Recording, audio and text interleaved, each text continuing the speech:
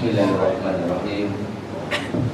Assalamualaikum warahmatullahi wabarakatuh. Waalaikumsalam warahmatullahi wabarakatuh. Innal hamdalillah nahmaduhu wa nasta'inu wa nastaghfiruh wa na'udzu billahi min syururi anfusina wa sayyiati a'malina. Man yahdihillahu fala mudilla lahu wa may yudlil fala hadiya lahu. Asyhadu an la ilaha illallah wahdahu la syarika lahu wa asyhadu anna Muhammadan abduhu wa rasuluhu la nabiyya ba'dahu. Allahumma salli wa sallim wa barik ala sayyidina Muhammadin ibni Abdillah wa ala alihi wa sahbihi wa mawala wa ba'd. Ikhwatal iman, a'azakumullah jami'an. Saudara-saudariku rahmati Allah Subhanahu wa taala. Alhamdulillah di siang hari ini kita bisa kembali berkumpul bersilaturahim, melanjutkan kajian kita berkaitan dengan pendidikan anak di dalam Islam, tarbiyatul aulad fil Islam, dan kita sampai kepada tema persiapan anak dalam menghadapi bulan suci Ramadan. Secara umum saya memberikan judul atas materi kita kali ini 30 hari bermakna penuh cinta, Ramadan ceria bersama keluarga.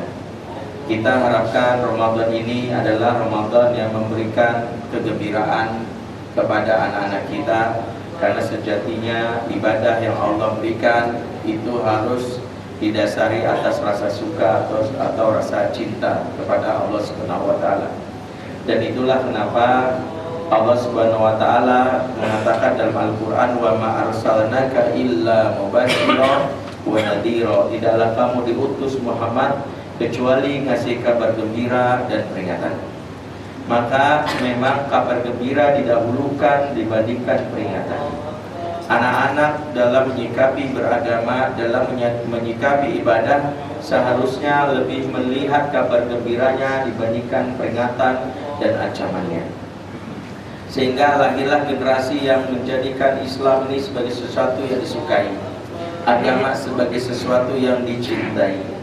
Dan inilah generasi sahabat, generasi yang berlomba-lomba dalam urusan agama dan urusan ibadah, sehingga mereka selalu bertanya, ayul afdalul a'mal ya Rasulullah, amalan apa yang paling utama ya Rasulullah. Karena memang mereka merasakan bahwa agama itu begitu menggairahkan mereka, begitu mereka sukai, sehingga anak-anak dan remaja termasuk orang dewasa berlomba-lomba bertanya, ayul afdalul a'mal, amalan apa yang utama.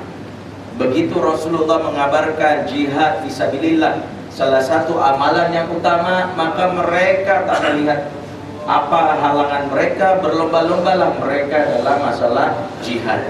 Sehingga kita dapati seorang sahabat yang masih belia tapi nenteng pedang yang lebih panjang daripada badannya demi untuk jihad di jalan Allah.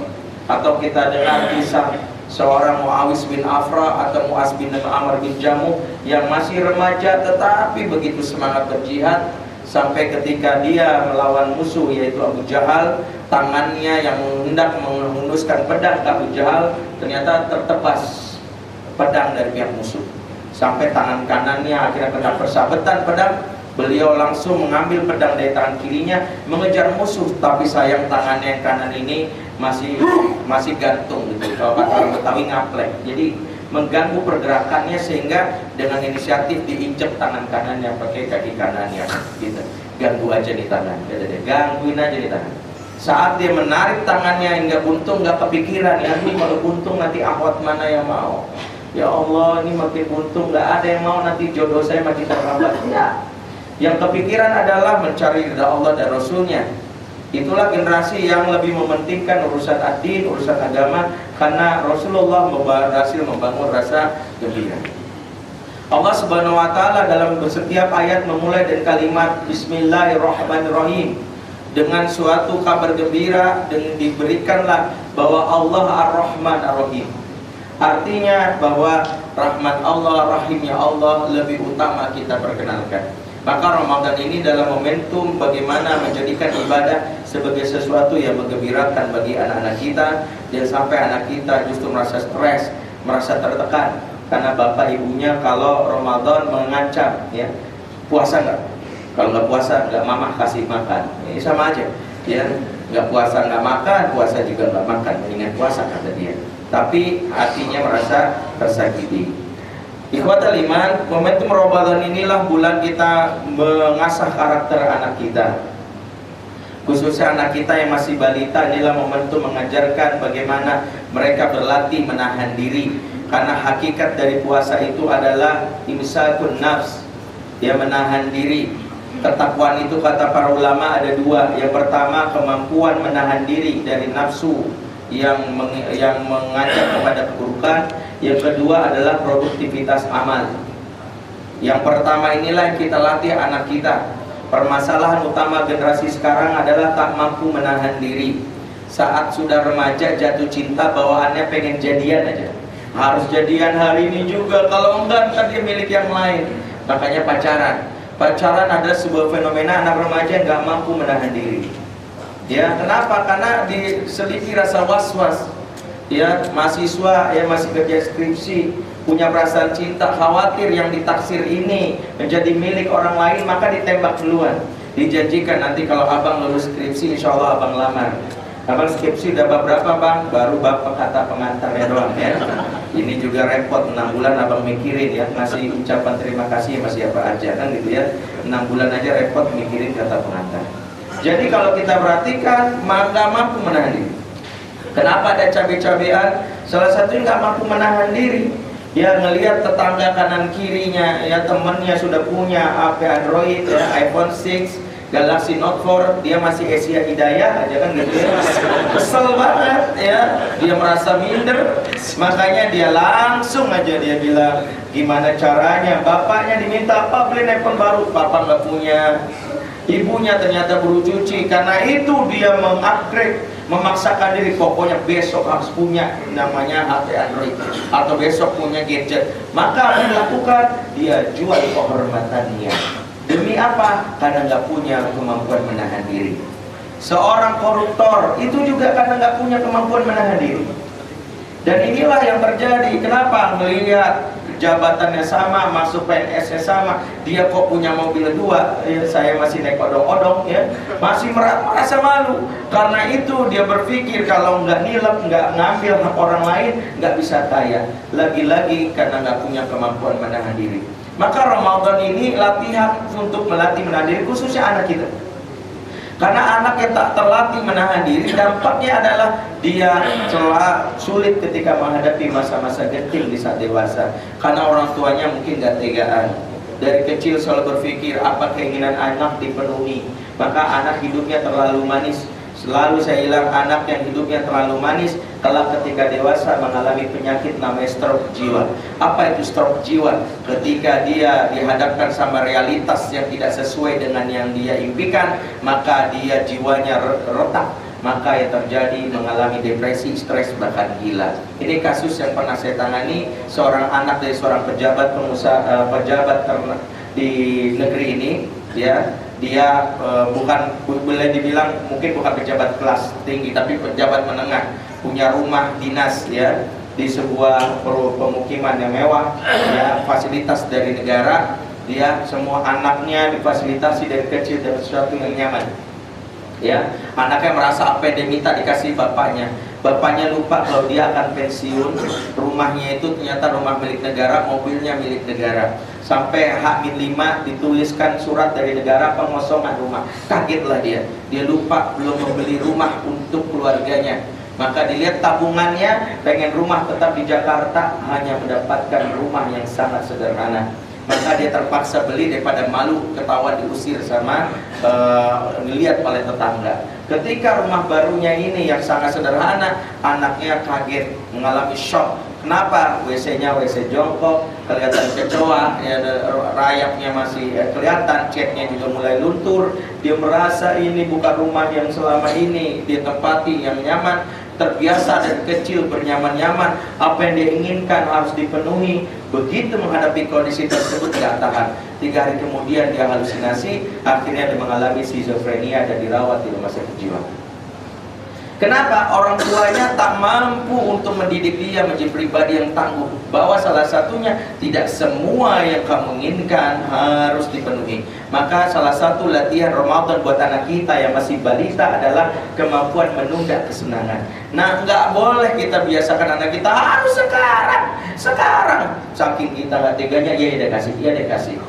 Anak harus dilatih, sabar ya anak, 2 jam lagi. Kamu boleh nangis-nangis, tapi 2 jam lagi baru penuhi. Maka Ramadan ini sejatinya adalah membiasakan anak menunda kesenangan. Bahwa sejatinya puasa menunda kesenangan. Dunia ini pun menunda kesenangan. Akan ada kesenangan abadi, yaitu di surga. Orang-orang yang memuas-muaskan harus dipenuhi sekarang, dia tertipu. Ada kepuasan lebih indah lagi. Maka inilah latihan buat anak kita, bulan karakter.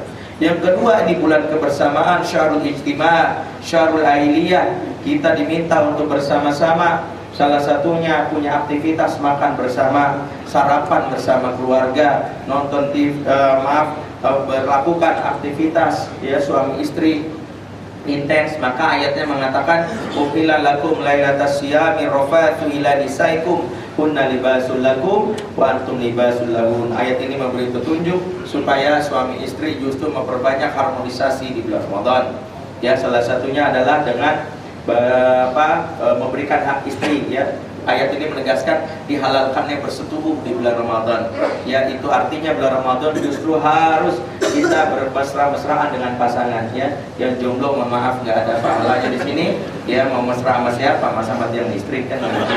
Ya udah, cukuplah yang punya pasangan jadi pahala. Maka bersetubuh bulan Ramadan ini jadi pahala selama di waktu yang tepat di malam hari. Karena ada hak pasangan, nggak boleh selama sebulan dianggurin. Bahkan dalam kitab Ujam Kabir, Muhammad bin Sirin mengatakan tentang puasanya Ibnu Umar. Apa kata beliau? Rubbama Ibnu Umar aftara alal jima'. Ibnu Umar senantiasa berbuka puasa dengan berjima atau bersetubuh. Inilah iftar alternatif bagi yang sudah menikah ya. Kolak nggak ada nggak masalah. Ya, korma nggak ada nggak masalah. Yang penting ada kamu, kan gitu ya. Ini cukup ya. Makanya bagi yang kesulitan nggak punya menu Ramadan, inilah lakukanlah kebiasaan berbuka puasanya itu Umar, yaitu dia berbuka puasa dengan berjima ya, enging-engnya di dalam kamar. Ya, itulah yang dilakukan. Ketika Ibnu Umar ditanya oleh para sahabatnya, kenapa kamu berbuka puasa malah dengan bersetubuh? Aneh, kata dia. Kata dia, karena ayat tadi yang dibacakan, yang saya sampaikan itu menjadi pengingat bagi saya, kata Ibnu Umar, bahwa ada hak pasangan di dalam bulan Ramadan ini. Karena itu saya penuhi haknya saat berbuka, agar saya penuhi hak Allah lebih besar di saat ba'da isya, ba'da tarawih. Ya, itulah yang harus diingatkan. Berikutnya bulan Ramadan adalah Syahrul Intibat, bulan disiplin. Ini melatih juga kepada anak kita untuk disiplin, ya, khususnya disiplin waktu, bagaimana komitmen terhadap waktu. Ya, dan inilah bulan dimana kita insya Allah disiplin ya. Sengarit-ngaritnya orang Indonesia, insya Allah tepat waktu saat jam berbuka, insya Allah ya. Percayalah ya. Biasanya kita pun kalau ngaret ya untuk berbuka pasti tepat waktu ya. Bahkan di jalan tol aja supir saya itu kalau sholat tunda-tunda sering banget ingetin, Ustaz dikit lagi buka Ustaz. Iya. Kenapa? Melipir dulu Ustaz ke samping. Giliran buka puasa ada melipir ya, pinggir jalan nyari menu berbuka. Giliran sholat nanti Ustaz di sana aja gitu ya, rest area berapa kilo lagi. Dan ini kebiasaan kita, sholat ditunda-tunda, berbuka puasa selalu tepat waktu ya. Mudah-mudahan nggak dicontohkan seperti itu. Ikhwatal iman, inilah bulan yang mau kita latih pada anak kita. Nah, apa saja saya membagi menjadi 3 waktu kita melakukan persiapan kepada anak kita, khususnya pada anak kita. Ada pra Ramadan, ini mohon maaf, ini bagi yang punya anak masih balita. Ini sebagai materi buat anak yang masih balita. Tentu yang anak sudah remaja atau dewasa, mungkin materi ini tidak begitu tepat ya. Ini khususnya bagi anak kita yang masih dalam tahapan belajar berpuasa. Yang pertama pra Ramadan, yang kedua ada namanya nanti Ramadan, yang ketiga pasca Ramadan. Apa yang kita lakukan pra Ramadan yaitu sosialisasi penting bahwa hukum Islam tidak boleh ujuk-ujuk atau suatu ibadah langsung kagetan. Anak kita merasa tertekan. Karena itulah Islam sendiri dalam banyak ayat bagaimana berfikirnya tadarruj, bertahap. Allah Subhanahu wa taala untuk mengharamkan khamar saja tak langsung dikatakan bertahap dulu, mulai dari disebutkan manfaatnya tapi mudaratnya lebih banyak. Mulai dari yang disebutkan tak boleh sholat dalam keadaan mabuk. Jadi nggak boleh sholat dalam keadaan mabuk. Barulah haram total. Kenapa? Karena memperhatikan kondisi psikologis masyarakat. Begitu juga terhadap anak. Tidak boleh langsung kita bilang, nah besok puasa, mulai besok nggak boleh makan. Nggak boleh begitu. Dari sekarang lah. Bahkan dari bulan Rajab kita sudah beritahukan akan ada bulan di mana kita dilatih. Makanya bahasanya buat anak bukan nggak boleh makan, nggak boleh minum. Bagi anak nih kalimat sadis, mati dong kita nggak boleh makan, nggak minum. Yang benar itu boleh makan, boleh minum sesuai dengan waktunya, ya nak. Kamu bulan itu dilatih, boleh makan, boleh minum. Waktunya sebelum subuh atau setelah maghrib. Nah ini yang diajarkan. Jadi bahasanya tidak bahasa yang membuat anak berpikir tega banget sih Allah. Boleh makan, boleh minum, waktunya saja diatur. Tetapi kalau dia nggak sanggup, boleh kita bilang, kamu sanggupnya berapa jam? Karena Allah ingin melatih kamu dan melatih kita menseleksi siapa yang paling kuat. Yang kuat bukan yang badannya besar, yang kuat itu yang paling kuat mengikuti aturan Allah. Ada yang badannya besar nak, tetapi justru saat diminta supaya menahan nggak makan, dia malah makan. Nah itulah yang dilatih kepada anak kita. Sosialisasi penting, ya. Dalam banyak hal, urusan sholat pun harus sosialisasi. Gak ujuk-ujuk paksa, dia harus observasi. Ibrahim menyembelih anaknya Ismail sama, sosialisasi dulu. Ini arafil manami ani atbauka fangdhur madza tara. Nah, ayah mimpi suatu malam menyembelih kamu, bagaimana pendapatmu? Jadi dia bertanya dulu, diskusilah kepada anak.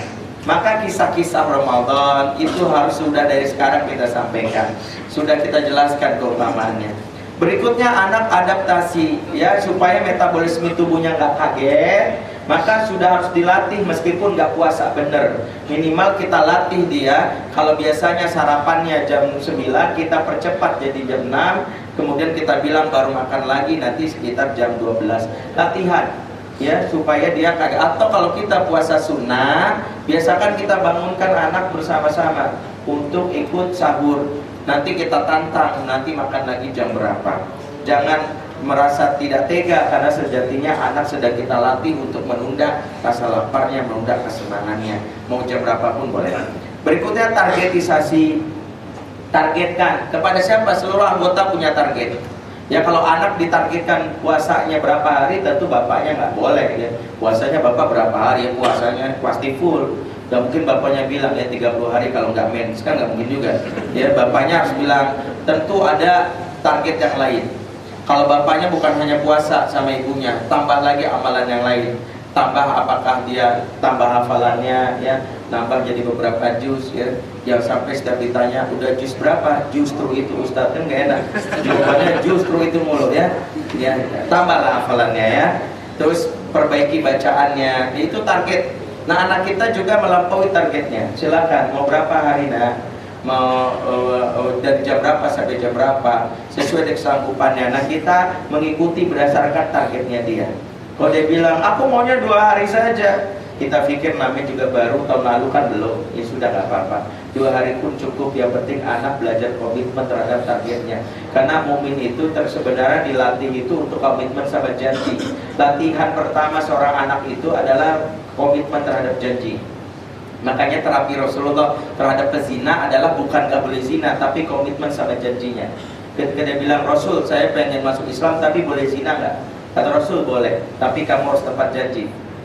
Bisa nggak kamu jujur sama saya apapun yang saya tanyakan? Siap, ya. Itulah latihan Rasul untuk terapi dia. Begitu ditanya gitu ya, semalam zina nggak? Ya dia harus jujur. Karena malam zina akhirnya bilang, iya ya Rasul. Tapi malu lama-lama. Ya ditanya mulu, akhirnya aduh enak banget ya ditanya habis zina. Akhirnya dia bilang, saya besok nggak boleh zina. Supaya pas ditanya Rasul, saya bilang enggak Rasul. Nah itulah Rasul, karena orang Arab itu memang dilatih janji. Makanya salah satu ciri orang-orang beriman adalah surah Al-Mu'minun adalah wa amatihim ahdihim, dia senantiasa menepati janjinya. Ya, anak kita dilatih di bulan Ramadan ini latih janjinya. Target itu janji. Dia melatih dia untuk membuat berapa hari sanggupnya. Tentu kita ngelihat yang logis, ya. Karena kita lihat, bisa bilang aku maunya 30 hari full, kok perlu sampai Isya gitu. Karena ada anak begitu. Yang kita bilang, nah coba dulu berapa hari dulu. Kalau mau besok coba dulu. Ya besok sanggup nggak kamu sampai Isya. Jadi yang benar itu juga jangan sampai Isya. Kita bilang Allah justru nggak suka terlalu puasa berlebihan, yang benar itu sampai maghrib. Terakhir, inisiasi. Di Ramadan ini masih ada waktu 9 atau 8 hari lagi kita melakukan penyambutan. Ya, penyambutan di sini adalah bagaimana kita menjadikan Ramadan sebagai tamu agung, kita menjadi tuan rumah yang baik. Itulah kenapa kita menyambut Ramadan dengan sambutan marhaban ya Ramadan. Kata marhaban itu sendiri itu berbeda dengan ahlan wa sahlan. Kenapa Ramadan disambut dengan marhaban? Karena marhaban itu buat tamu agung, ya, yang punya appointment dan dinantikan kedatangannya. Jadi pada orang yang kita nantikan kedatangannya kita sambut dengan marhaban. Tapi kalau yang nggak kita nantikan cukup ahlan wa sahlan saja. Ya, kita lagi tidur siang, ada teman ngetok pintu ke rumah kita, pas kita buka ternyata dia nawarin asuransi ya atau MLM, kan kita rasa aduh nggak enak banget nih. Maka kita bilang apa? Ahlan wa sahlan ya. Ahlan wa sahlan itu memang buat tamu yang nggak ada appointment. Karena marhaban kita punya persiapan. Disinilah saat yang tepat kita untuk mendesain rumah supaya lebih indah, lebih asri, supaya anak merasakan setiap Ramadan selalu ada sesuatu yang baru di rumah. Yang berencana renovasi rumah bulan Sya'ban ini bulan yang baik. Maksud saya bulan baik karena supaya ada suasana baru. Ya, bersih-bersih rumah, anak dilibatkan. Ya, supaya ibadahku lebih khusyuk. Ya, sampai bau pesing masih ada kan gitu ya. Jadi tetap diperbaiki. Kemudian ganti tata letak ruangan ya, kalau kita nggak bisa nambah perabotan baru, ganti tata letak cukup ya. Kursi letter L ganti jadi letter U ya, ya diganti-ganti aja ya. TV yang ada ruang tamu pindah ke ruang tengah ya, soal jangan pindah ke kamar mandi ya, nggak boleh ya. Tetap, jadi kita ganti tata letak, membuat suasana baru, dan itu penting bagi anak. Ini pra-Ramadan.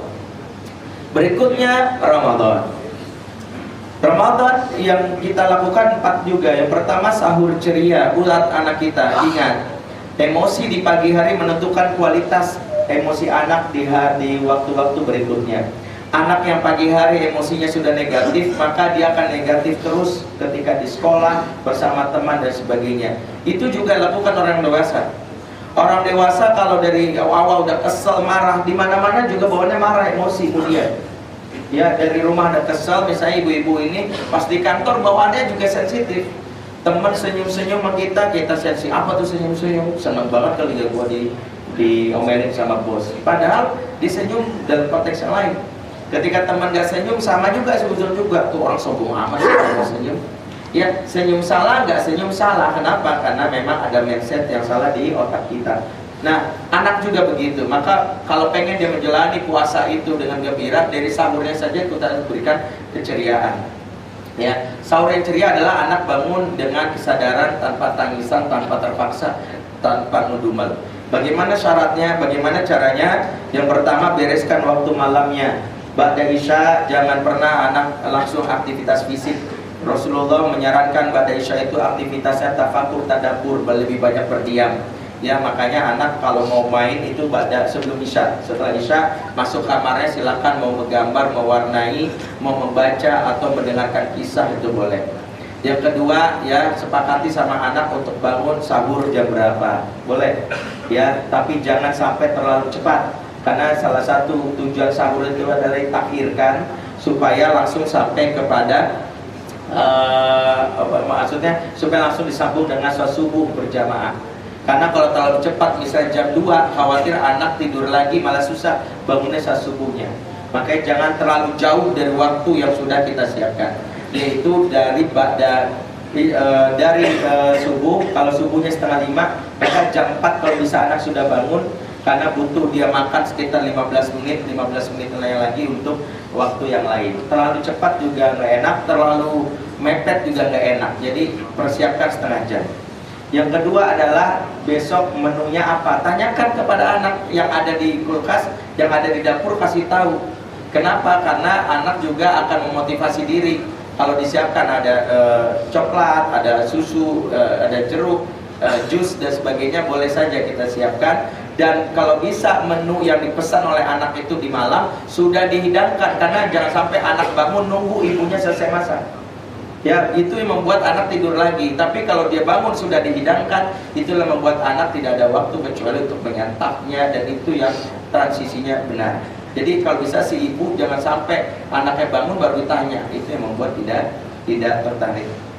Yang berikutnya yang ketiga, mau dibangunkan caranya gimana, itu juga penting. Kalau dia mau dilus-elus, digendong dan sebagainya, itu juga boleh. Nah, saat sahur yaitu kita persiapkan, yaitu adalah kalau dia bangun jam 4, transisi anak bangun khususnya anak PAUD ya sampai anak SD itu setengah jam. Dari tidur dalam sampai benar-benar dia bangun itu setengah jam. Makanya jangan pas jam 4 dibangunin benar, jangan. Dari setengah 4 sudah dimulai di warning.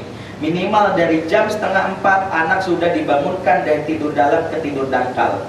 Apa maksudnya? Kalau dia tidur yang ngorok sudah mulai mimpi, jam setengah 4 kita bangunin, minimal melek wajah kita ya. Walaupun mungkin jadi mimpi buruk melihat wajah muka ibunya gitu.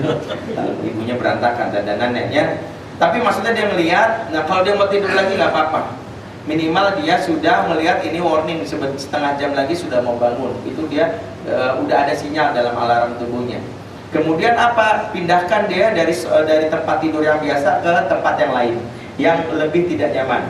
Jadi kalau dari kamarnya ber-AC, keluarin taruh di karpet, itu nggak apa-apa. Asal jangan dipindahin dari tempat tidur, dipindahin ke sofa bludru, ya makin ngantuk ya. Ya jangan ya. Dari tempat yang lebih tidak nyaman. Atau jangan sadis juga dipindahin ke kamar mandi ya, dicemplungin ya nggak boleh. Ya jadi silakan. Setelah itu reminder setiap 7 menit sekali. Ya, 7 menit sekali hanya bilang, nah sebentar lagi ya. Walaupun ya bilang. Nggak usah bangunin, 7 menit sekali. Ternyata penelitian mengatakan cukup 4 kali anak di reminder, dia juga nggak ngantuk lagi. Ya, habis ngapain digangguin terus kan gitu ya. 4 menit sekali, ya 7 menit sekali. Jadi kalau 30 menit itu kurang lebih 4 kali reminder. 4 kali reminder nanti dia akan bangun pada saat jam 4. Saya praktekkan kebiasaan ini dan insya Allah sahur ceria mereka alami. Dan di waktu sahur inilah pertama orang tua kalau bisa jangan menyetel TV, karena ini TV juga berbahaya untuk memberikan inspirasi yang rusak kalau tayangannya rusak. Ya kita lihat TV-TV kita sangat gak ramah terhadap urusan atin. Bahkan di tayangan Ramadan saja bencong berkeliaran banyak. Ya di Ramadan saja ada bencong. Atau yang kedua Ramadan tapi memberi inspirasi untuk jahil. Ya, bayangin ya, tayangan TV justru saat Ramadan membuat orang ngakak tertawa. Ambil air guyur, ambil tepung taburin, lagi duduk di bangku ambil jatuh jumpa lalitan, ngakak. Anak kita penonton ini terinspirasi mengisi waktu luangnya dengan iseng. Bahasanya seru-seruan, seru-seruan ya gitu. Padahal mereka dilatih untuk memberi manfaat malah ngasih mudarat. Ya saya ingat 2 tahun lalu waktu saya naik angkot di daerah Bodo Gede ya, lagi naik angkot pas menjelang buka ada dua orang anak muda remaja itu nyalain petasan ditaruh ke dalam angkot. Gitu ya. Gitu ibu-ibu dalam melaknat itu semua ya. Kalau ada ibu yang hamil saat itu brojol langsung hari itu ya. Saya bilang ya Allah kok begini. Saya turun saya kejar anak muda itu tapi saya menahan diri supaya nggak marah. Waktu saya pegang tangannya dia minta maaf, ampun om gitu. Saya bilang kenapa kamu lakukan itu? Karena dia seru-seruan aja. Saya bilang kok seru-seruan bukan begitu. Ya kamu stop angkotnya, kamu hitung jumlah penumpangnya, bayarin ongkosnya. Nah itu, saya bilang itu seru banget aja. Saya bilang ya uangnya dari mana om? Ya udah, kalau nggak mampu memberi manfaat jangan kasih mudarat. Kamu mau di bulan Ramadan justru bulan diijabahnya doa, dekat sekali seorang yang berpuasa kepada Allah, doanya melaknat kamu, susah hidup kamu nanti. Ya, dia merasa takut walaupun mungkin dia nggak masuk kuping kanan nggak ada masalah. Tapi saya kasih tahu, nah inilah setelah saya korek-korek inspirasi dari mana? Sebutkanlah sebuah tayangan tadi di suatu sahur yang justru lawakan yang banyak kerjain sesama pemainnya. Itu inspirasinya. Saya bilang pantas saja, makanya kenapa waktu itu kalau nggak ada tayangan yang menginspirasi kebaikan lebih baik matikan. Disinilah waktu yang tepat para ayah untuk berkisah. 5 menit ayah selama 30 hari berkisah sahabat.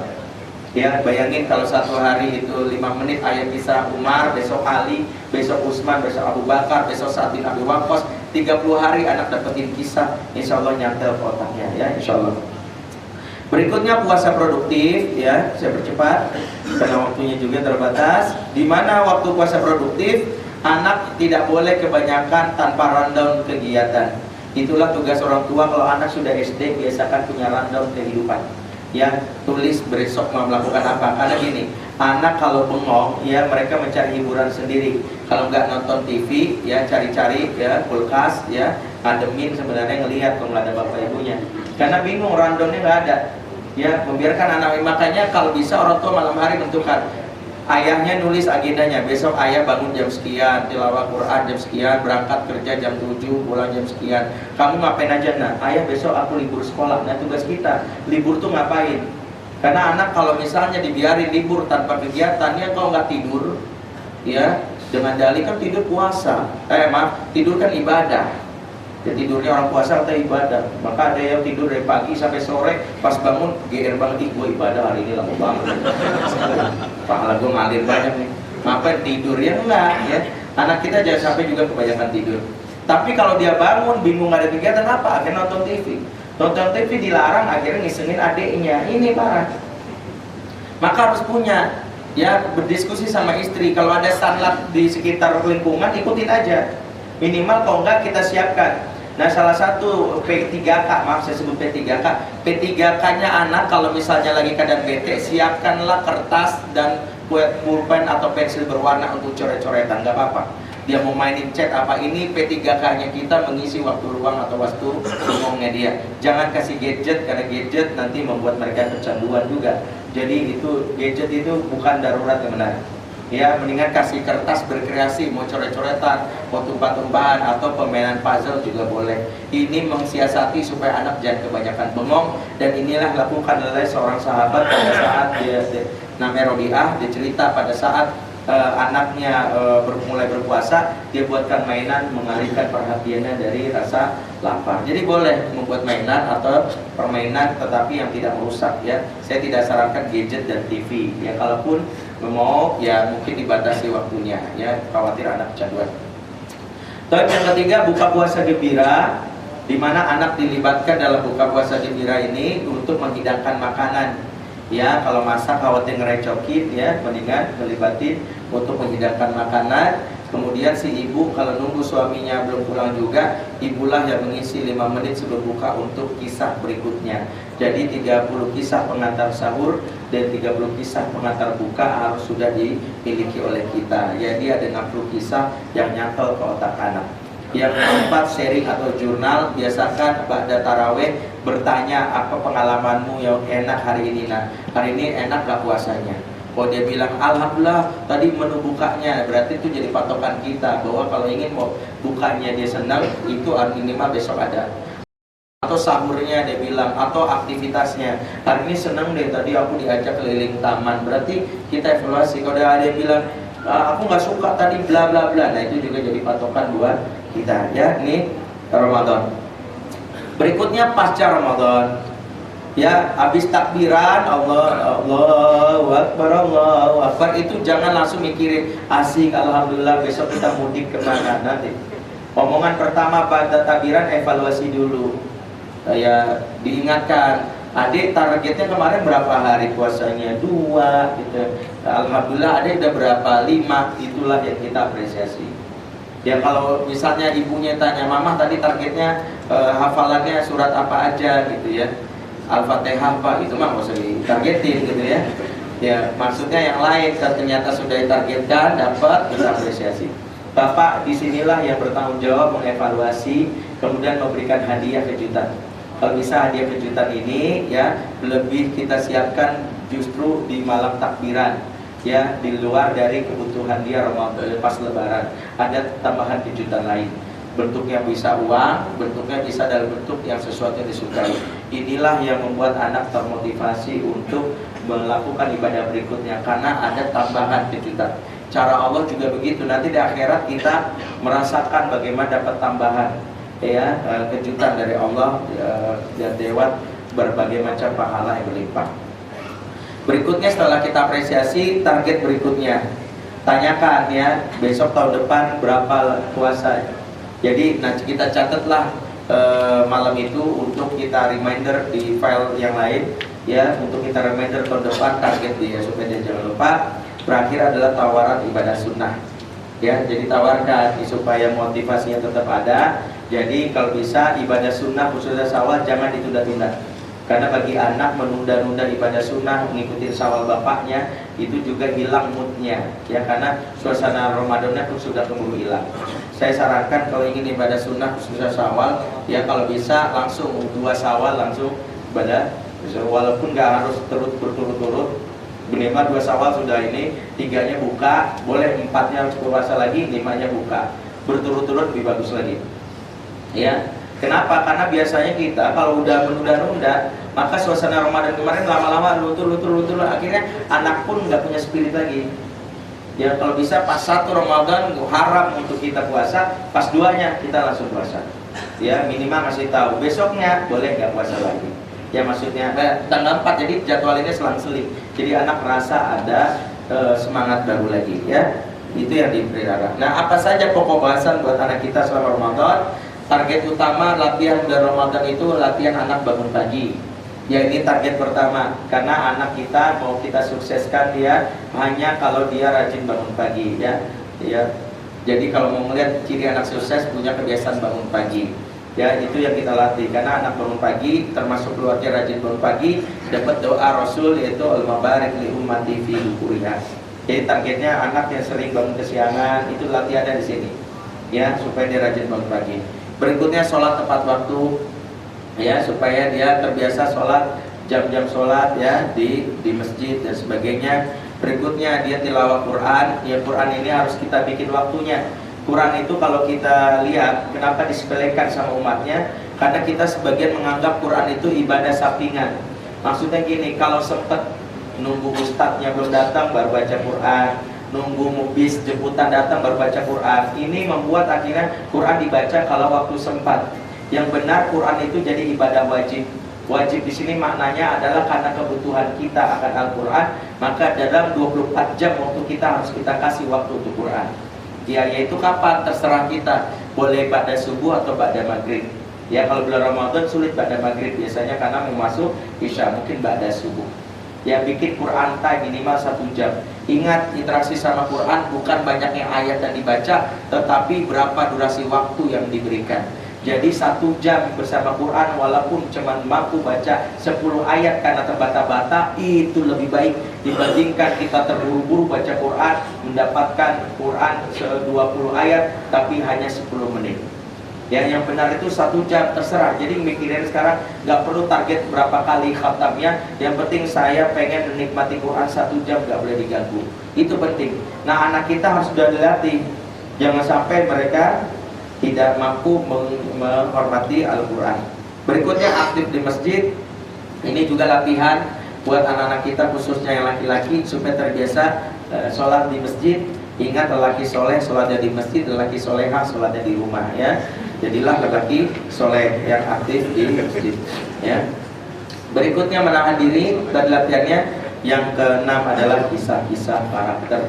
Ini yang harus kita sharing. Ini fokusnya untuk anak kita, latihannya itu selama Ramadan.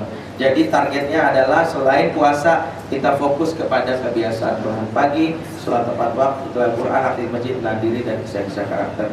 Itu saja yang bisa saya sampaikan, waktu yang membatasi kita. Mohon maaf karena saya kesan yang menyampaikan yang terlalu cepat. Ya, mungkin ada diskusi dan ada jawab sekitar 5 atau 10 menit. Bila taufiq wal hidayah. Wassalamualaikum warahmatullahi wabarakatuh. Baik, kepada para jemaah, kita berikan waktu untuk bertanya. Dibatasi 2 pertanyaan saja, ya. Dari bapak-bapak atau ibu-ibu silakan. Ada yang mau tanya? Ya. Assalamualaikum Ustaz. Waalaikumsalam. Kalau dari yang dipaparkan tadi kan rata-rata anak yang sudah mengerti apa yang dianjurkan oleh orang tua, ya Ustaz, ya. Ada nggak kira-kira balita yang benar-benar belum mengerti gitu, apa anjuran-anjurannya apa seperti umum atau ada yang khususnya lagi? Ya, satu pertanyaan lagi saja biar langsung diganggu. Ya, ibu ada. Oh, maaf ya, ibu ini.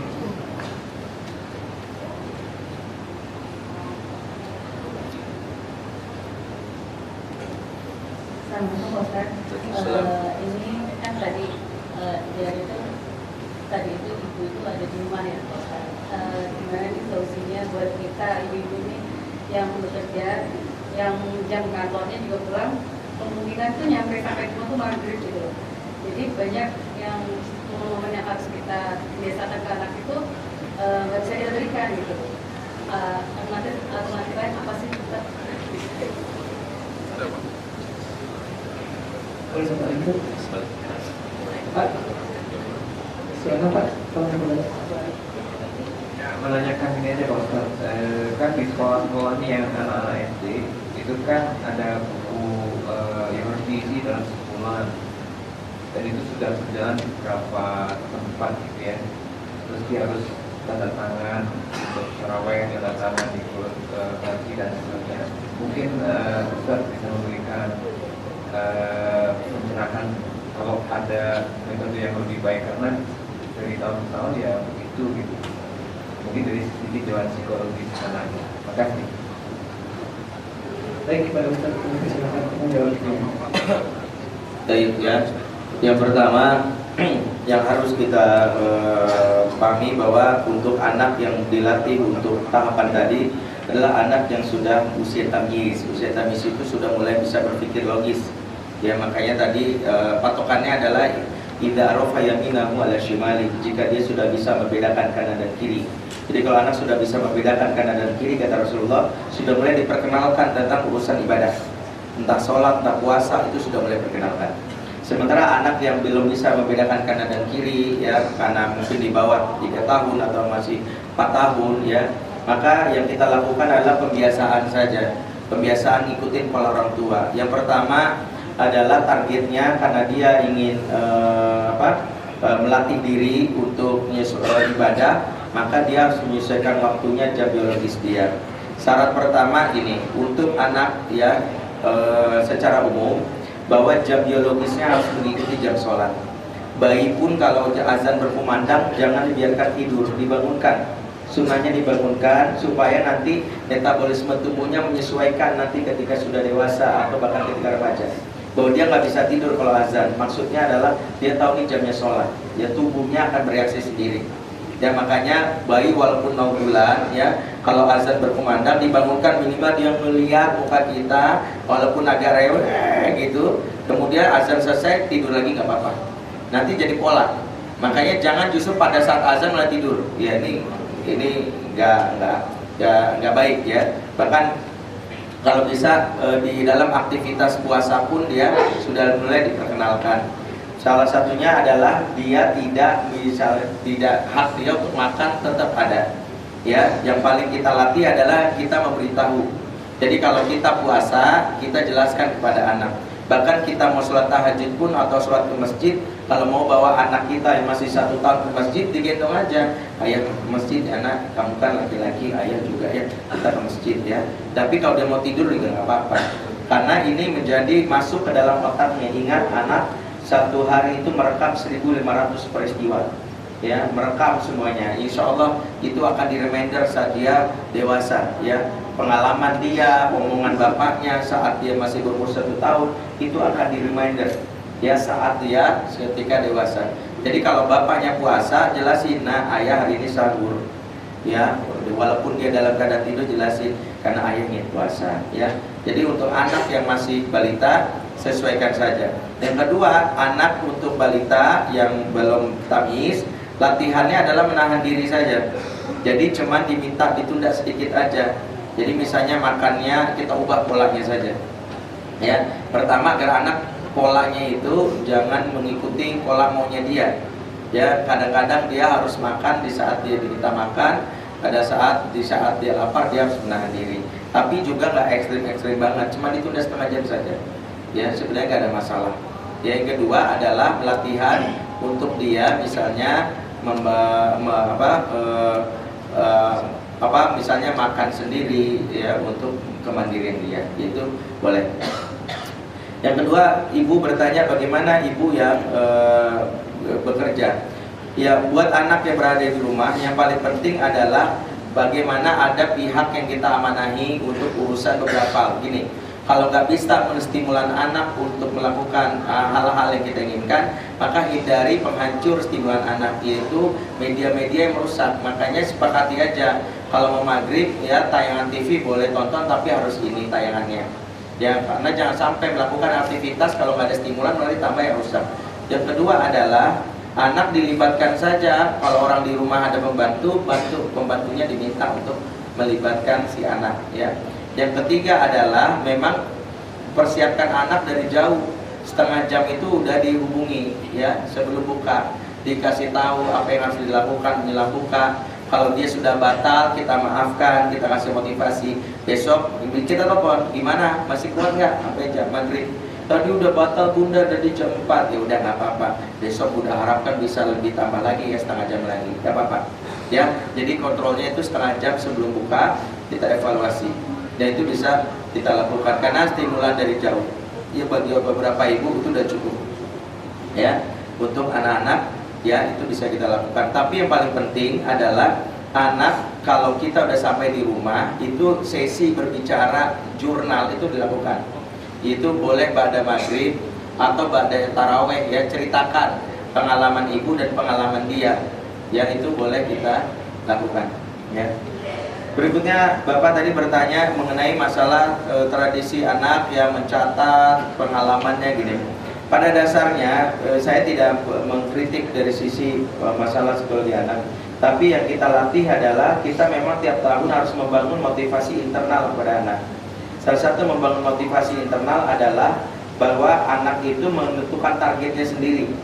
Jadi makanya yang kita latih itu bukan buku yang dicatat, tapi dia harus menentukan selama sebulan itu dia berapa hari puasa, kita catat saja.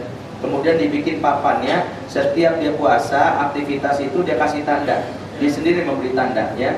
Misalnya kalau di rumah saya itu kita bagi waktunya. Pertama mulai dari bangun sahur, jadi amal-amalan dilakukan sahur, kemudian sholat subuh berjamaah dan sholat 5 waktu lainnya, tilawah Quran atau tadarus, sama yang berikutnya sholat tarawih.